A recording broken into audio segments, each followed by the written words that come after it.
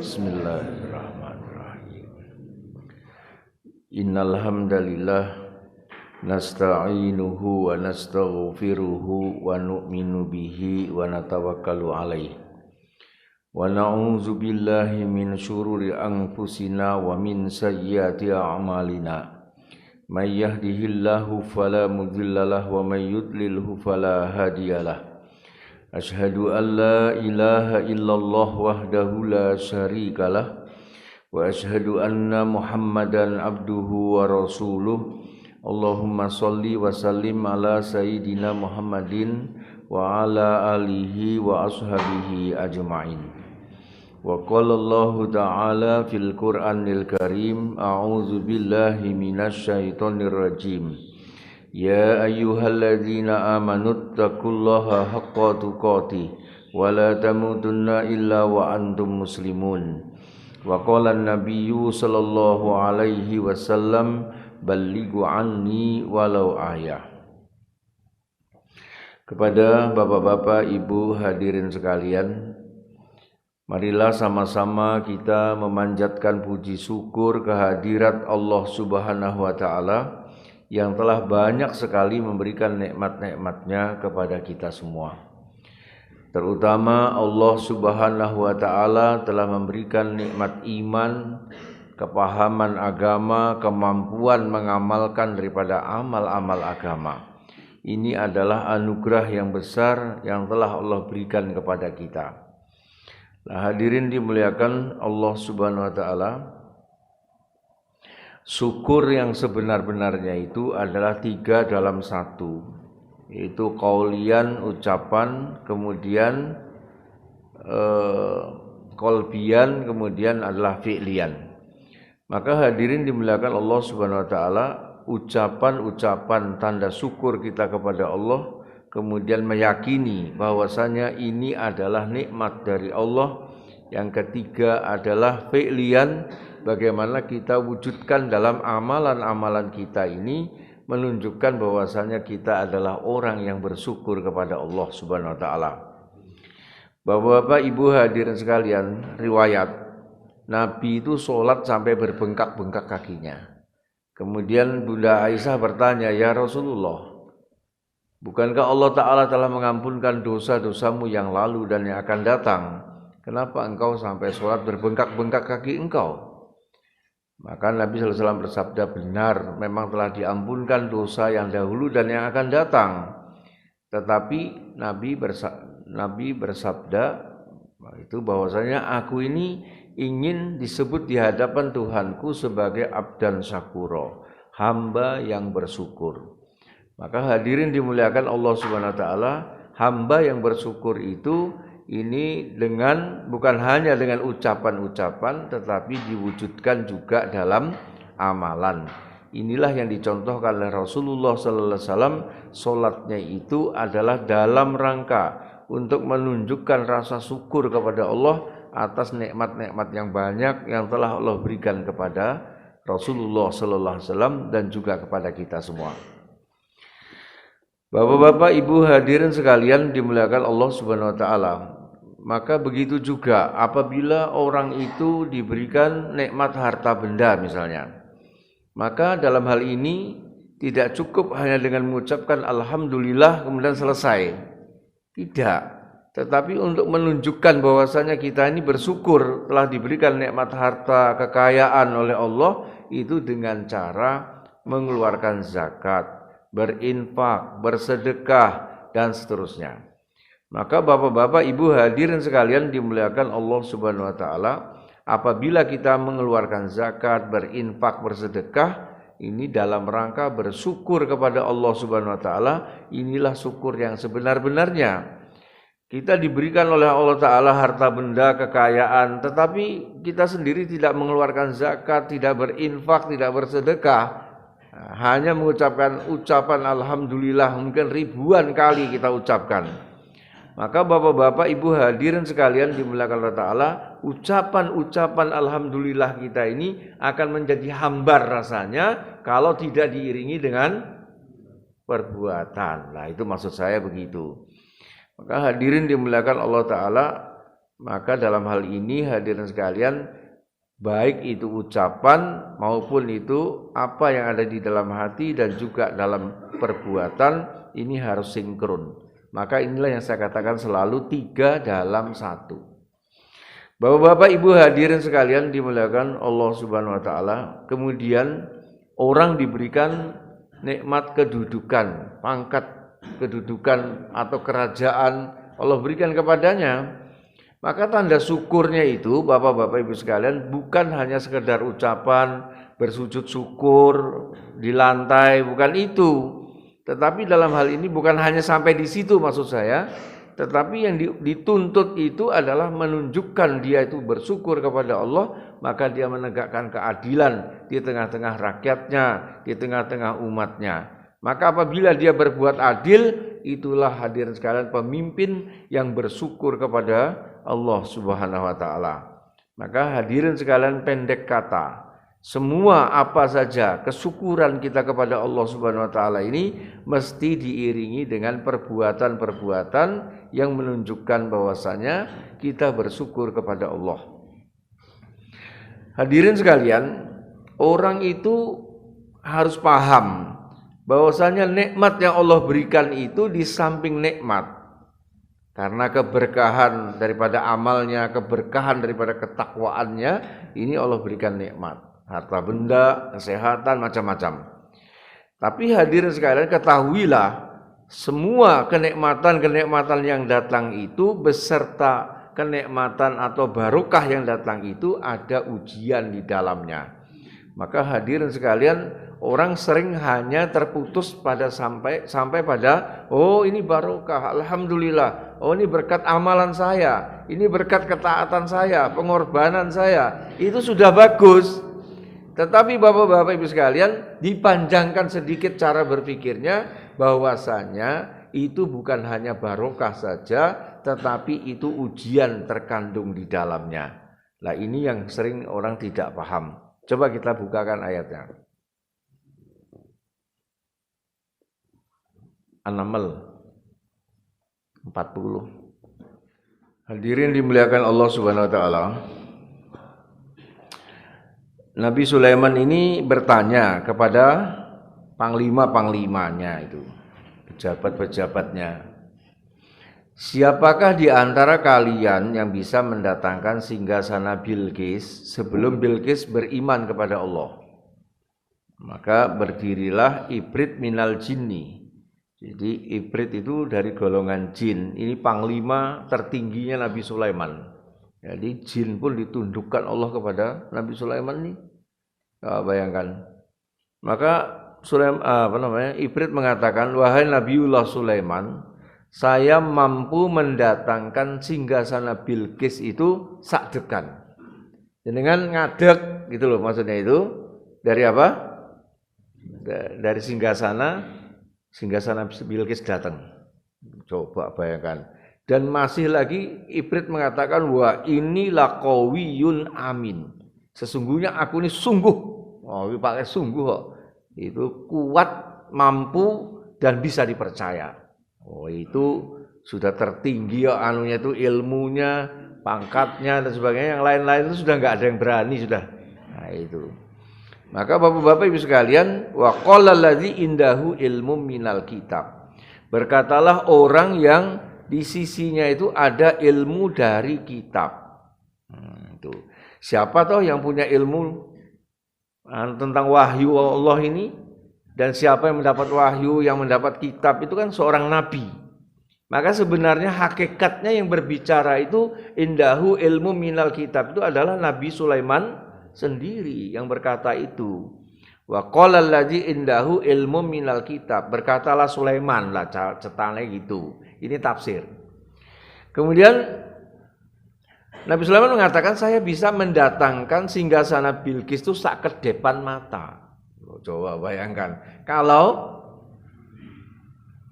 Ifrit tadi bisa mendatangkan sakdekan, ngadeg teko. Nah ini enggak, cuma membuka mata datang, langono dengan izin Allah Subhanahu wa taala.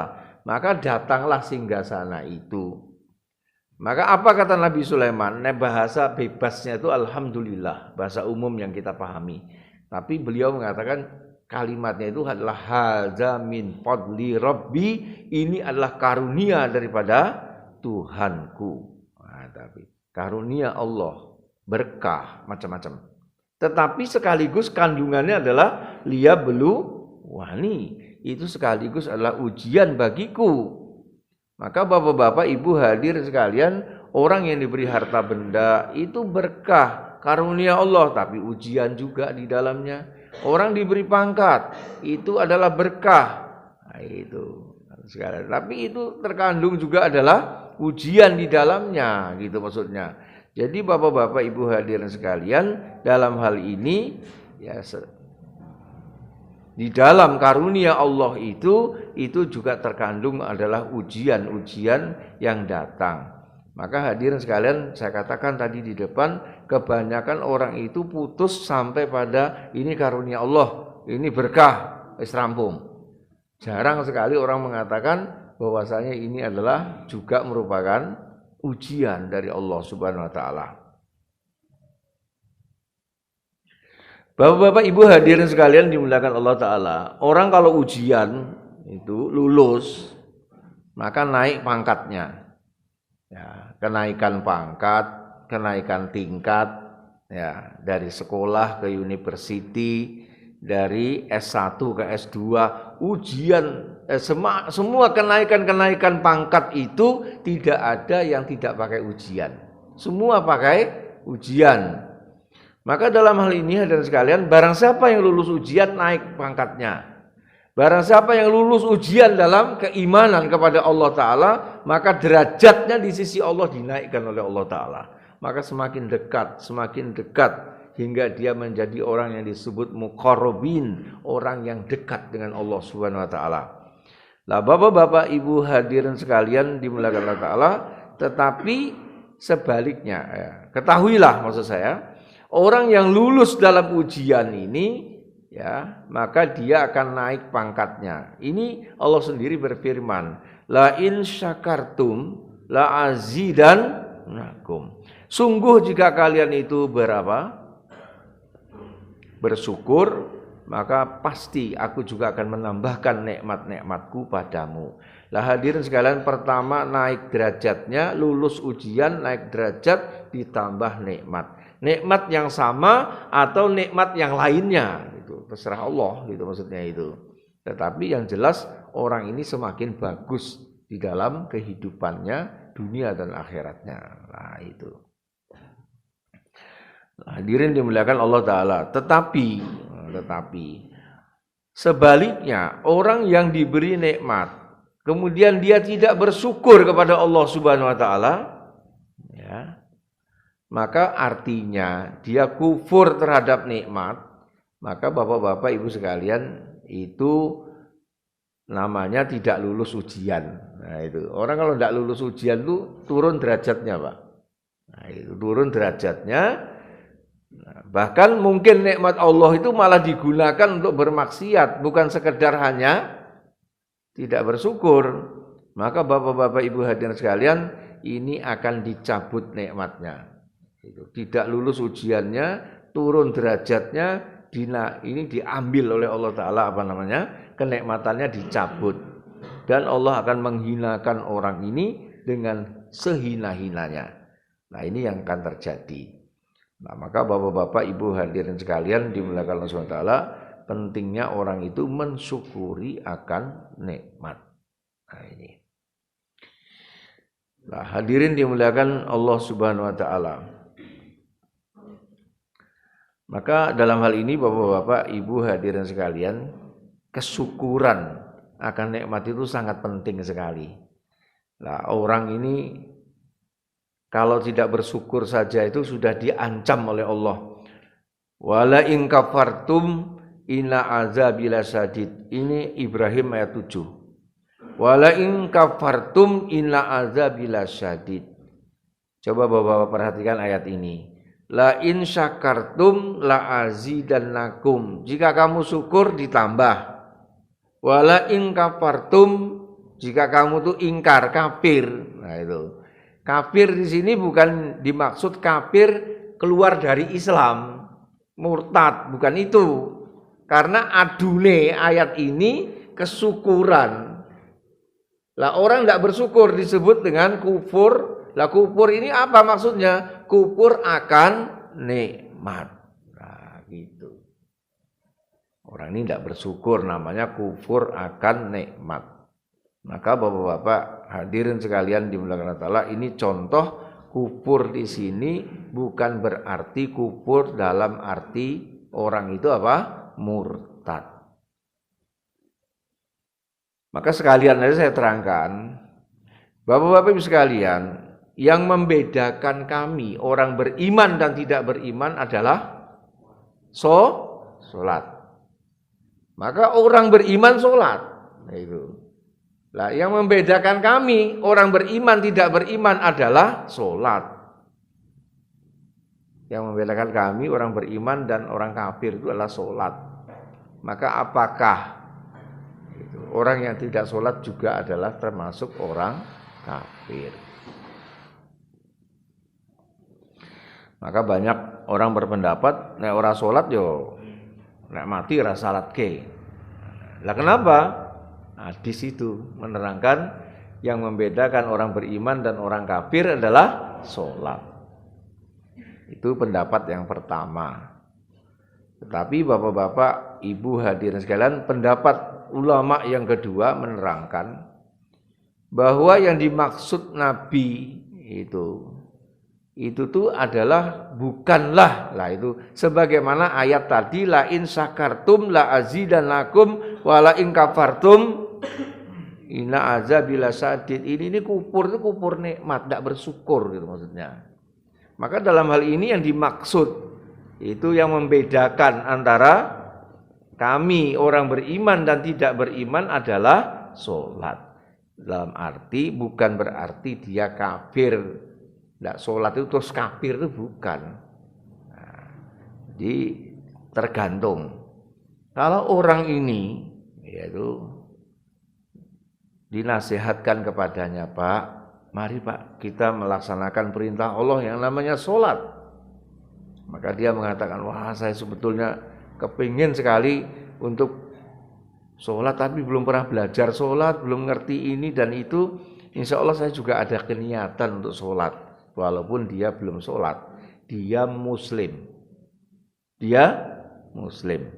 Maka kalau mati, maka dia mesti disolatkan. Wajib disolatkan. Kenapa Bapak sekalian? Dia bukan termasuk yang dikatakan hadis tadi. Paham enggak? Nah itu. Dia hanya kufur nikmat. Dalam arti dia tidak bersyukur gitu. Kalau enggak sholat, maka dia maksiat. Tetapi bapak-bapak, ibu hadirin sekalian, kalau orang Pak, mari Pak kita melaksanakan perintah Allah sholat. Ini kewajiban kita Pak. Oh, apa perlunya jengkang-jengking kayak gitu misalnya dia. Jawabnya begitu, maka dia kafir jelas. Ya, itu kalau mati enggak usah disolatkan orang kayak gini. Ini termasuk apa yang dikatakan oleh Nabi tadi. Maka dua macam pemahaman hadis tentang yang membedakan kami orang beriman dan tidak beriman adalah sholat. Paham ya? Lah hadirin dimuliakan Allah Subhanahu wa taala.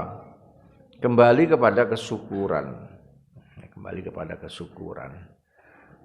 Orang itu diberikan nikmat kesehatan, harta benda, pangkat kedudukan, ini kan duniawi semua ini. Itu kalau tidak bersyukur, itu diancam oleh Allah. Wala in kafartum inna azabil sadid. Kamu dimiskinkan, dicabut kekayaanmu, dicabut pangkat kedudukanmu, kamu dihinakan oleh Allah Subhanahu wa taala nanti. Nah, gitu maksudnya. Itu ancamannya seperti itu. Nah, sekarang Bapak-bapak Ibu sekalian, di antara nikmat Allah itu yang paling gede itu apa sih? Nah, itu. Yang ada pada diri kita, ini yang tidak disadari Bapak sekalian. Bahwa nikmat Allah yang paling tinggi derajatnya itu adalah nikmat agama. Lah Bapak-bapak Ibu hadirin sekalian dimuliakan Allah Ta'ala, lah nikmat agama ini jarang dibicarakan itu. Kayak nikmat itu, nikmat Allah karunia Allah itu ya harta, pangkat, agama itu bukan kayak kurang nilainya itu loh Pak. Karena orang tidak memahami akan nilai agama. Sehingga menganggap agama itu adalah itu.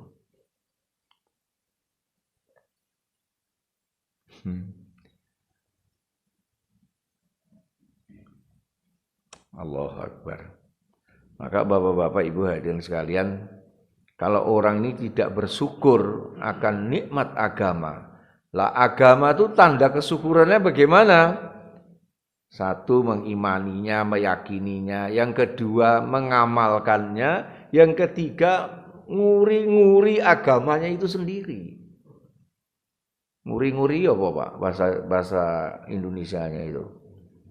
Menghidup-hidupkan, menjaganya, memeliharanya, menumbuhkannya, itu ngopeni agama itu maksudnya. Lah itu namanya syukur. Jadi dia sendiri amal dan juga nguri-nguri agama itu. Lah itu tanda kesyukuran.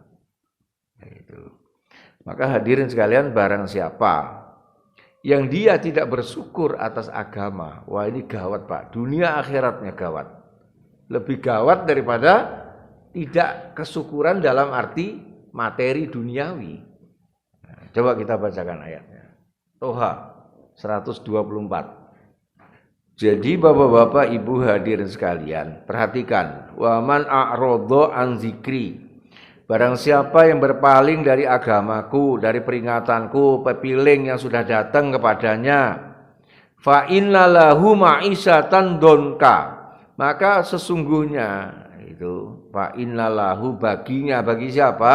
Bagi orang yang berpaling itu dari agama, ma'isyatan donka, kehidupan yang sempit. Donka itu artinya sempit dan menyempitkan. Jadi bapak-bapak ibu hadirin sekalian, bagaimana rasanya orang kok berpaling dari agama, tidak mensyukuri nikmat agama yang sudah datang kepadanya atau sudah ada di tangannya, tapi dia tidak mengamalkannya, bahkan mensia-siakan agama, bahkan menistakan agama. Nah, gitu. Maka hadirin sekalian, kalau begini sikapnya, fa inna lahu ma'isyatan donka, sesungguhnya bagi orang yang menistakan agama, menolak agama ini, maka dia akan diberikan kehidupan yang sempit. Nah, susah hidupnya. Ini baru di dunianya loh Pak. Bukan di akhiratnya, baru dunianya aja sudah kain-kain. Itu maksudnya. Secara tata lahir, tampilannya nyenengke, fasilitas punya semua, glamor, mewah hidupnya, hebat. Orang melihat tata lahir, orang ini jos tenan lah gitu. Tetapi bapak-bapak sekalian, itu dohirnya yang tampak, tapi batinnya gelisah, merana, nah, itu sumpek. Itu. Semakin jauh dari agama, semakin jauh dari perintah Allah dan sunnah Nabi, itu semakin dalam kesusahannya, semakin dalam kesengsaraannya, semakin dalam kesumpekannya. Nah, itu orang ini hidup di neraka, seperti di dalam neraka sebelum neraka. Seperti itu. Bapak-bapak sekalian dimuliakan Allah, ini kalau Merapi itu meletus.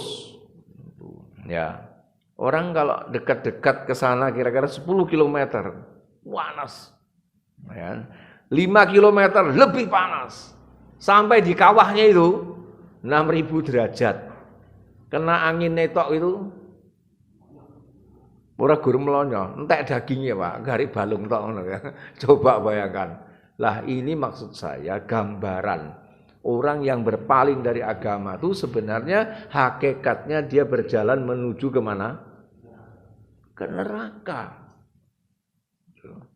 Maka hawa neraka itu menguasai dirinya dan keluarganya. Sampai-sampai kalau kita main-main silaturahmi ke rumah orang seperti ini, kita bilang apa? Ngeri ya, rumah tangganya kayak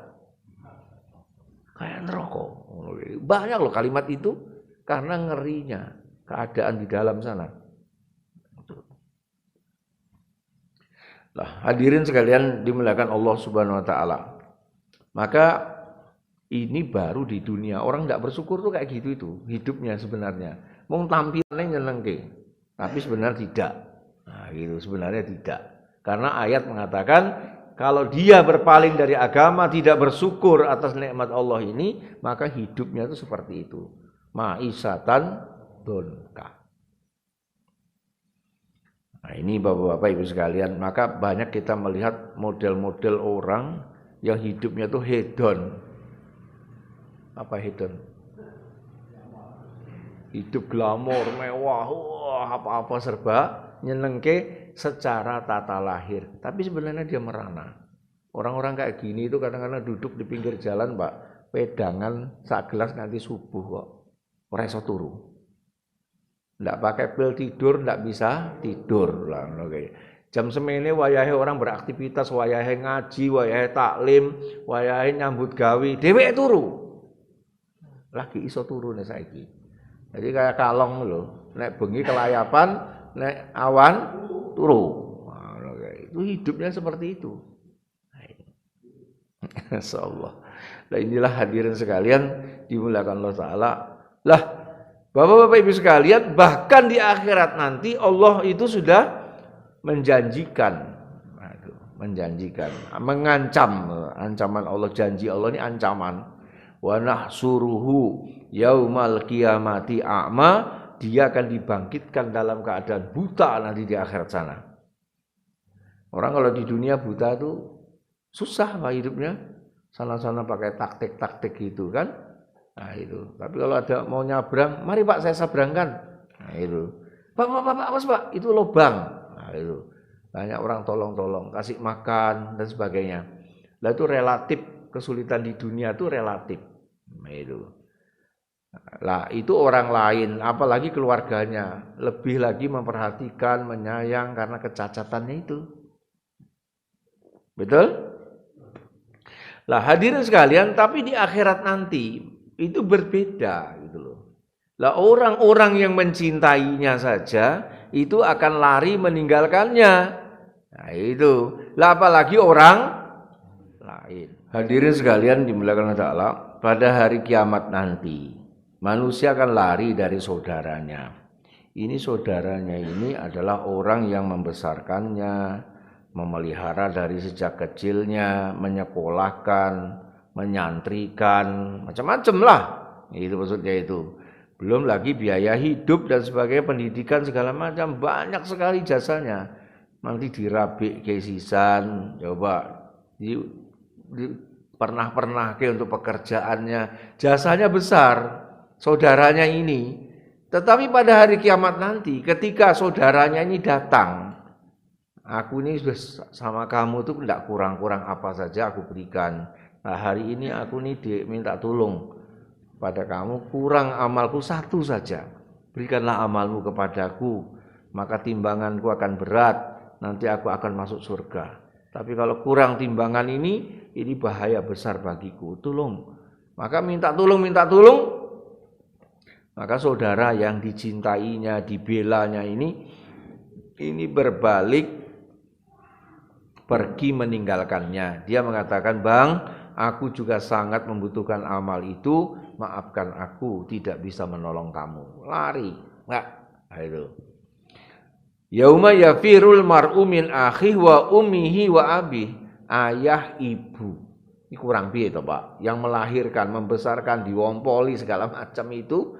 Ya, kalau di dunianya itu siapa yang durhaka sama orang tua, gugur seluruh amalnya, habis musnah. Sampai begitunya. Nah, itu.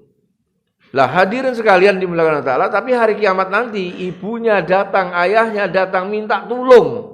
Dalam arti minta ditambah amalnya. Maka anaknya mengatakan tidak bisa Bapak Ibu. Saya juga sangat membutuhkan daripada amal itu. Maka dia berbalik dan meninggalkan daripada orang tuanya. Dan seterusnya. Lah begitu juga seorang ayah, seorang suami akan lari meninggalkan istrinya dan anak-anaknya. Lah, maksud saya, semua orang yang cinta-cinta ini lari meninggalkan orang yang dicintainya.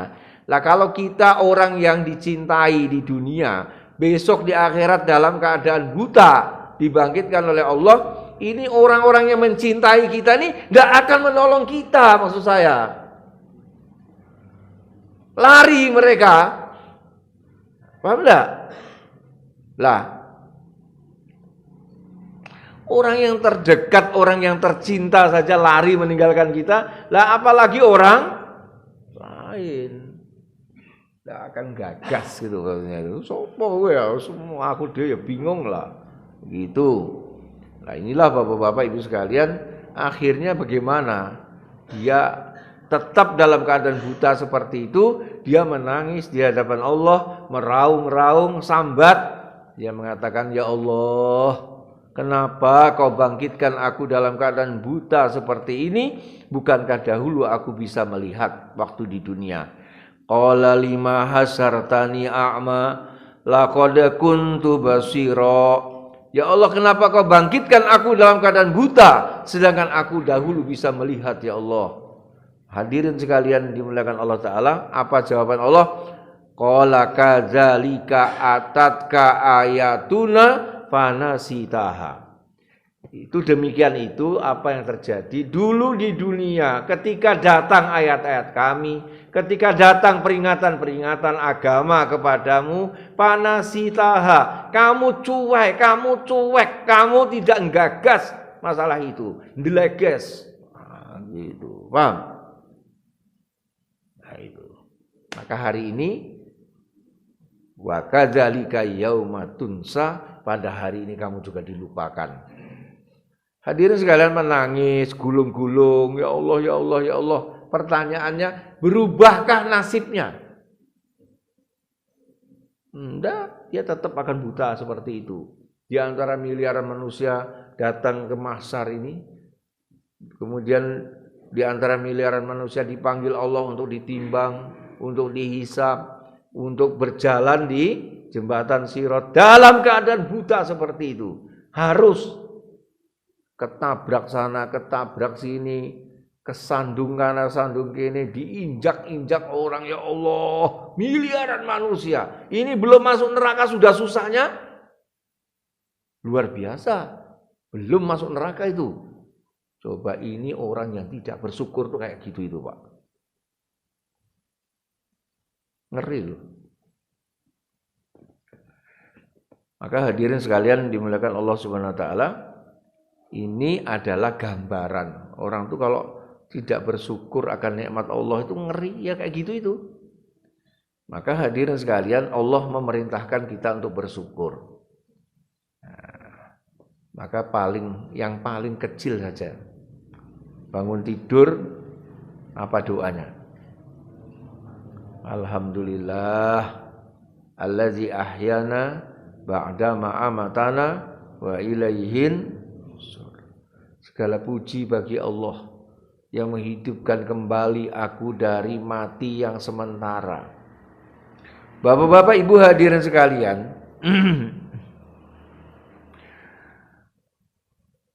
tidur itu kakak beradik dengan mati. Maka siapa yang kepingin merasakan mati ya tidur itu, Pak. Coba rasa-rasa iling no tidur ini ngopo, coba bayangkan. Kita tidak tahu apa-apa sama sekali. Itu mati. Tapi itu mati yang sementara. Besok mati lagi, hidup lagi. Besok mati lagi, hidup lagi. Sampai berapa puluh tahun. Tapi bapak-bapak ibu sekalian, akhirnya wa ilaihin nusur. Kamu mati tidak balik lagi. Nah, itu supaya tiap hari mengucapkan hal itu, diresapi, menyadari bahwasanya kita ini adalah mati bangkit, dan mati yang seterusnya. Ya. Nah sekarang orang kalau bangun tidur, petani langsung ingat sawah ladangnya, Pak. Pedagang ingat toko dan pasar. Pabrik ingat pekerjaan di pabriknya, buruh ini.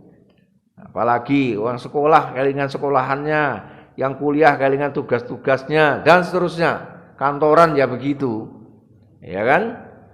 Lah, orang kalau menjalani hidup dengan bertani, berdagang, ini akan Allah berikan rezeki yang banyak, harta benda yang banyak, pangkat kedudukan yang tinggi. Tapi setinggi apapun pangkatmu, sebanyak apapun harta yang kau miliki, wa ilaihin nusur, engkau akhirnya akan mati juga. Coba kita lihat orang-orang mati itu membawa apa dia? Tidak bawa apa-apa, Pak. Tapi waktu hidupnya habis waktunya untuk itu semua. Sekarang tanyanya gini, Pak, pertanyaannya. Tiap pagi pergi kantor, tiap pagi pergi sawah ladang, tiap pagi pergi kemana?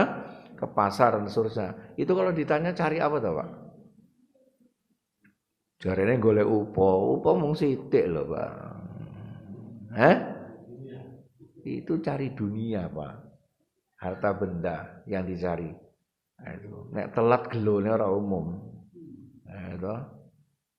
Kalau tidak ada kesempatan untuk bekerja tuh wah sedih. Saya pengangguran, Pak. Pengangguran.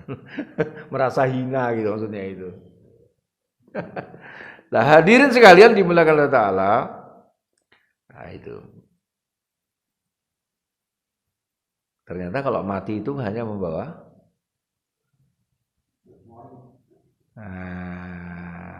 sak lembar kain kafan saja.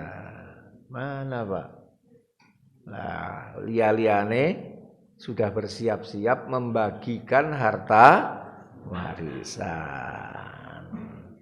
Mas aku sing ngarepan yo, Mas. Kowe mburi nggih. Iya wis. Kuwi sawahe jenengan sing ngetan kula sing kulon nggih. Lah ngono, kuwi kurang mati pae kuwi. Wis rame lek ngomong-ngomong kuwi. Sesuk anu lho, anu. Padha wae kan kok Pak enak mati awake dhewe bagi-bagi ngene-ngene. Ngono kae lah. Bahkan berkelahi sampai ke pengadilan, saudara lagi dikubur, jenazah urung garing wis rebutan warisan. Lagi nek carane jenazah kok ngene, iso balik ngene kok ibarate kok saking sedihnya nonton anak-anake do rebutan warisan. Dadi mungsuh. Apa bayangkan. Nah, hadirin sekalian dimuliakan Allah Ta'ala, wa ilaihi nusuri, apa toh jane? Kalau mati itu apa coba? Kiai Mukhlisun lu bilang, orang kaya itu punya hotel sana sini. Apa ya mati hotelnya dibawa ke kuburan? Apa mungkin hotel dibawa ke kuburan? Gunanya apa? Lah kan gitu. Nah, ini. Maka hadirin dimuliakan Allah Subhanahu wa taala, wa ilaihin nusur itu adalah iman dan amal yang berguna dan bermanfaat. Lainnya itu tidak ada yang guna, tidak ada manfaat. Nah, itu sudah cetol banget itu. Ya kan? Maka hadirin sekalian kembali kepada kesyukuran. Alhamdulillah itu 3 dalam 1. Apa? Qaulian, qalbian, dan fi'lian. Kalau berhenti pada qaulian, tidak jadi amal. Tapi kalau fi'lian, oh saya kaya, nah, itu. Maka saya bisa bangun masjid untuk ibadah.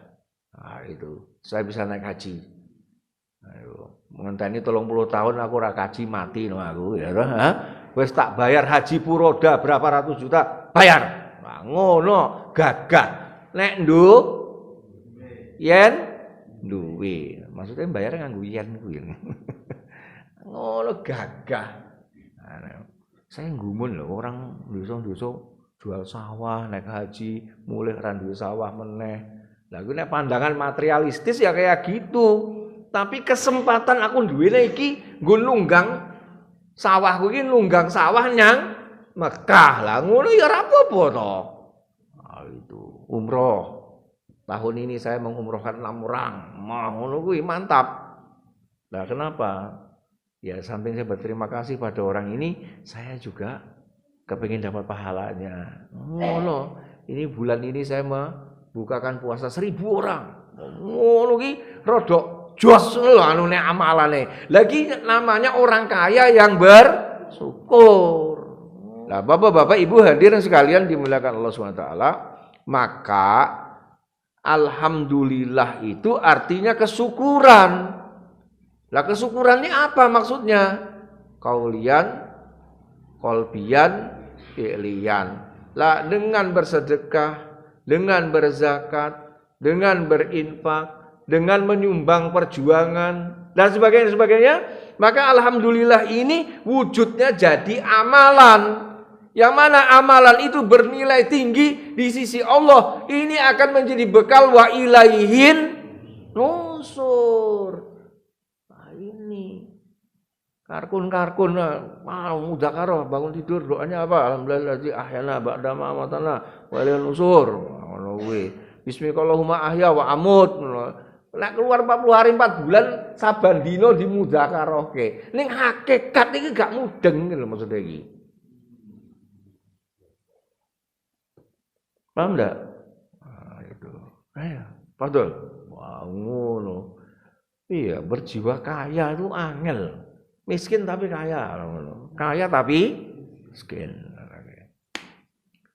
Coba bayangkan, harta benda yang kita miliki semua kan kita tinggalkan, dibagi oleh ahli warisnya. Maka ada orang yang menafsirkan begini. Orang itu dia punya harta misalnya 10 triliun. Hartanya itu 10 triliun, Pak. Anunya ini. Saldo yang dia miliki. Maka ini adalah miliknya. Betul enggak?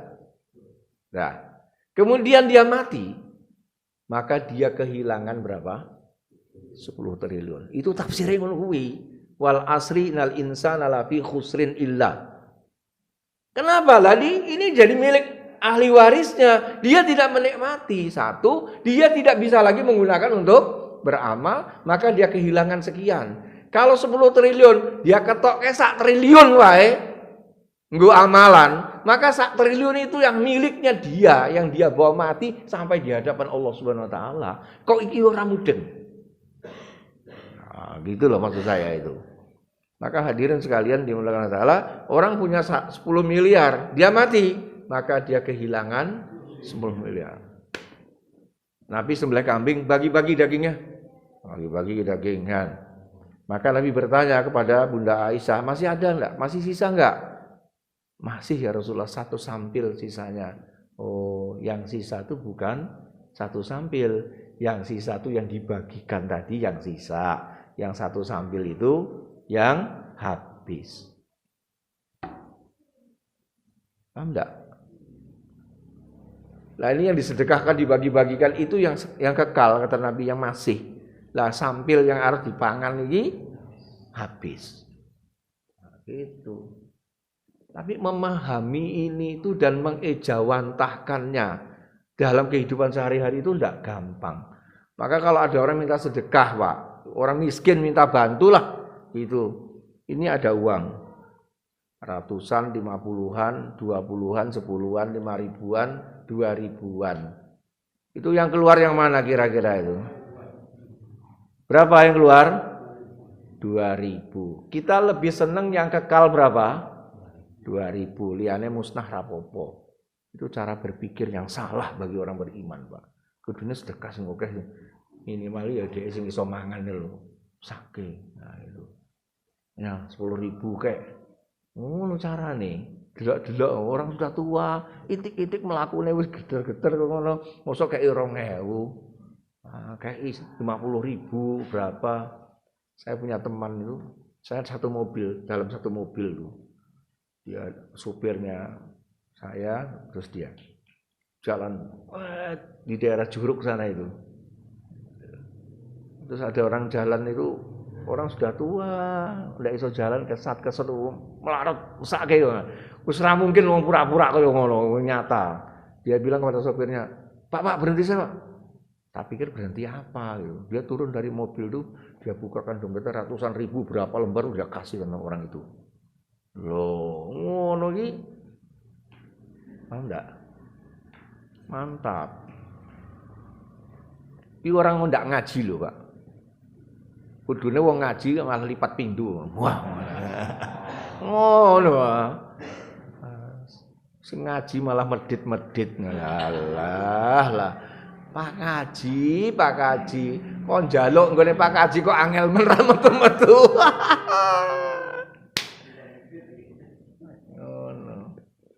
Nah, maka Bapak sekalian, saya sampaikan di sini, Pak. Kita alhamdulillah itu pengajian ini sudah 23 tahun loh, Pak, bukan hanya dari kemarin itu maksudnya. Pendiri-pendirinya itu sudah meninggal dunia semua, itu orang tua-tua itu. Yang masih hidup pendirinya Pak Harjito. Iya, Pak Habib almarhum, Pak Wagimin almarhum. Wah, seorang tua-tua, Masya Allah. Nah, itu. Dengan usaha dakwahnya, banyak orang kenal Al-Ikhlas, datang dan sebagainya. Sampai, mohon maaf Bapak sekalian, cikal bakal pondok pesantren kita di Karanganyar sana itu dari Al-Ikhlas Pak mulainya.